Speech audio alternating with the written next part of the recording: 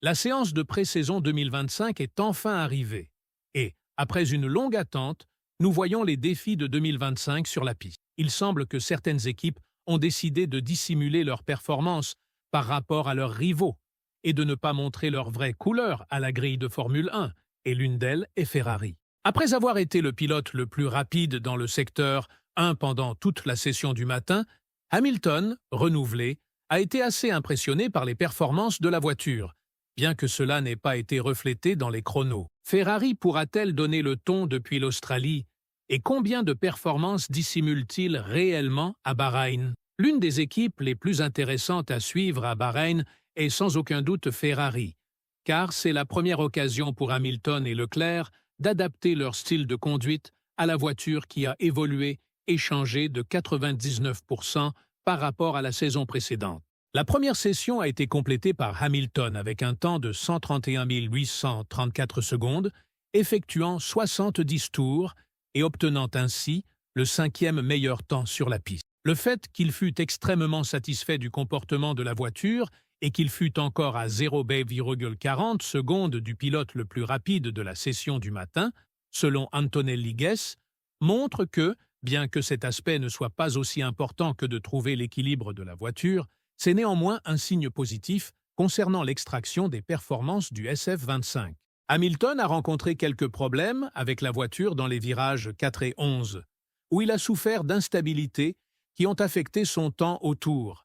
Mais dans l'ensemble, le pilote britannique paraissait très solide et satisfait dans la voiture, ce qui ne correspond pas nécessairement au temps au tour le plus rapide. Il a déclaré « Espace, je sais ce que vous pensez ». Espace, les temps au tour ne sont pas pertinents pour le moment, parce qu'il s'agit de trouver l'équilibre et de vérifier si la voiture correspond aux prévisions que l'on avait ces derniers mois espace. Et c'était probablement la mission la plus importante pour Hamilton. C'est pourquoi Ferrari pourrait être un peu décalé, car alors qu'ils étaient en deçà dans la performance autour de Hamilton, la situation de l'équilibre n'est pas non plus optimale. Espace, ce ne sont pas seulement ces instabilités du septuple champion du monde qui montrent qu'il reste beaucoup à corriger et à exploiter dans la voiture. Leclerc a également souffert de ces problèmes lors de la séance d'essai de l'après-midi. Oui, Espace, il était très compétitif, et son temps au tour, comparé à celui de Lewis, montre que le pilote monégasque prend la chose très au sérieux. Mais encore une fois, l'équilibre de la voiture est un aspect qui doit être travaillé, car il ne reflète pas réellement le véritable rythme du SF25 pour le moment. Il s'agit d'un problème similaire, ou peut-être devrions-nous le considérer comme une façon de se présenter sur la grille, à laquelle McLaren a également été confronté, puisque eux aussi semblent avoir des difficultés avec l'équilibre de la voiture. Cependant, Espace Ferrari a démontré une très bonne stabilité dans les virages, et cela constitue un fait très important, car il a été observé à Fiorano que la voiture est capable d'attaquer les virages lents de manière beaucoup plus agressive que ses prédécesseurs. Espace, cela permet aux pilotes de freiner beaucoup plus tard, d'avoir un meilleur équilibre à l'entrée des virages et de maintenir une vitesse plus élevée. À travers eux, Espace un potentiel que nous n'avons pas encore vu dans toute son ampleur à Bahreïn ou en Australie. Au cours de la deuxième partie des essais, juste avant la coupure de courant, Leclerc a réalisé le tour le plus rapide et il est devenu très évident que la performance à l'arrière de la voiture est assez forte. Joy et Palmer en ont également commenté.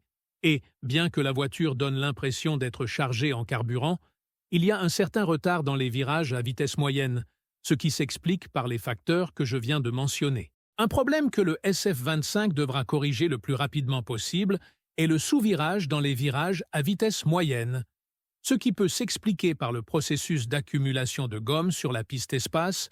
Pour rendre cela plus facile à comprendre, espace, à mesure que la gomme s'accumule, l'équilibre de la voiture tend à se déplacer vers l'arrière. L'attente générale est que la voiture ne fera qu'évoluer à partir de ce point et, d'après ce que nous pouvons voir, elle montre déjà une très forte performance espace, ce qui est un indicateur fort que Ferrari retient une partie de ses performances pour les jours à venir et pour toute la saison. Dissimuler des performances n'est pas une nouveauté en Formule 1.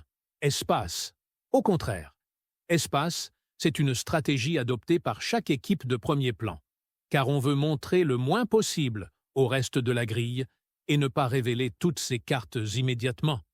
De plus, espace, c'est le premier jour d'essai où les équipes ne poussent pas au maximum, mais tentent de comprendre si les projections et les simulations qu'elles ont eues ces derniers mois vont se traduire directement sur la piste. De surcroît, espace, la séance du matin a été quelque peu problématique, en raison des vents et des températures inhabituellement basses pour Bahreïn à cette période de la saison, où Hamilton et le reste de la grille ont dû trouver les points de freinage et d'entrée parfaits dans les premiers virages, où les rafales étaient les plus fortes. C'est pourquoi le virage 4 s'est révélé être le plus grand défi pour Hamilton. Mais d'un autre côté, il est le seul pilote de la séance à avoir une unité, de puissance entièrement nouvelle. Cela signifie que le septuple champion du monde n'a peut-être pas la meilleure maîtrise en ce qui concerne la livraison du couple, en sortie de ses virages, un processus qui prend également un certain temps pour s'adapter.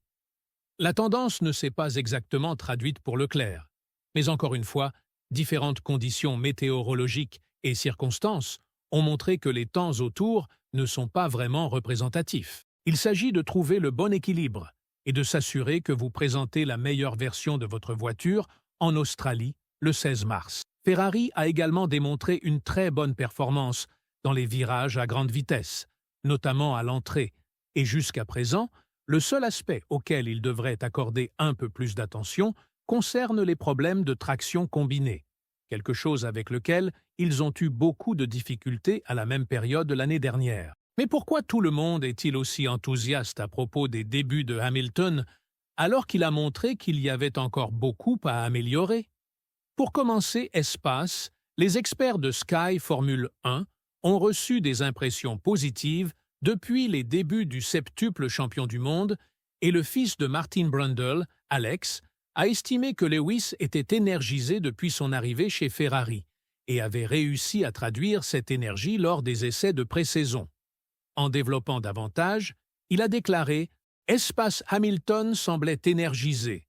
Espace, il avait paru énergisé pendant toute la période intersaison. Il atteignait déjà la vitesse maximale au virage 11, avait un léger vent arrière sur le chemin et se plaçait systématiquement un peu plus à l'extérieur à l'apex du virage 11.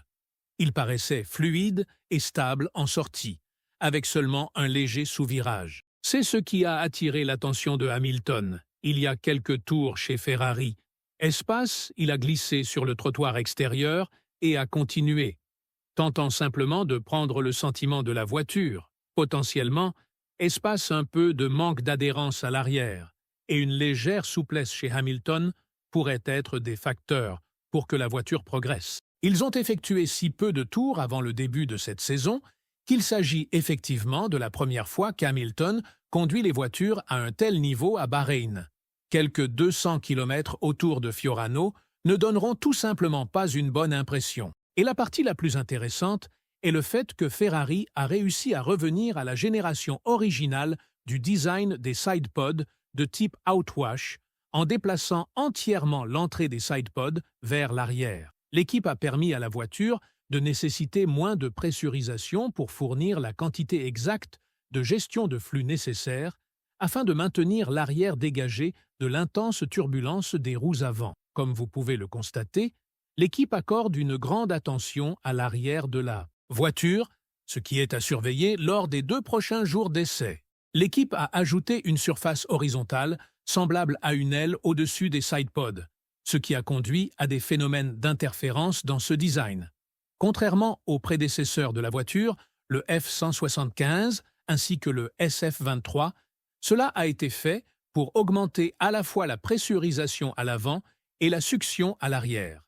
La zone autour de la courbure sous le logo Shell constituant un segment très intéressant à discuter et à approfondir dans les jours à venir. On peut en déduire que l'écoulement devrait s'accélérer sous l'influence à la fois de la partie inférieure et des surfaces de recul latérales, ce qui devrait augmenter le pic de succion local en raison de l'interférence positive avec ces 2 surfaces orientées vers l'avant. Le pic de succion signifie que Ferrari génère une quantité significative de poussée dans la petite zone locale que je viens de mentionner. Cela n'est rien de nouveau dans ce sport, puisque d'autres équipes l'ont déjà utilisé pour réduire globalement la traînée lorsque l'exécution fut perfectionnée avec le prochain pack de mises à jour. Si vous effectuez un zoom sur le logo VistaJet, il est probable que la zone évoluera et deviendra une surface plus profilée, comme le reste de la grille espace, ce qui suggère de nouveau que Ferrari dissimule des performances lors des premiers jours des essais de pré-saison à Bahreïn. Avec tout cela en tête, que pensez-vous de la tactique de Ferrari consistant à dissimuler ses performances dès le premier jour? Et, plus important encore, pensez-vous qu'ils seront l'équipe à battre lors de la saison à venir? Faites-nous part de votre avis dans les commentaires et cliquez ensuite sur la vidéo qui apparaît dès maintenant sur votre écran.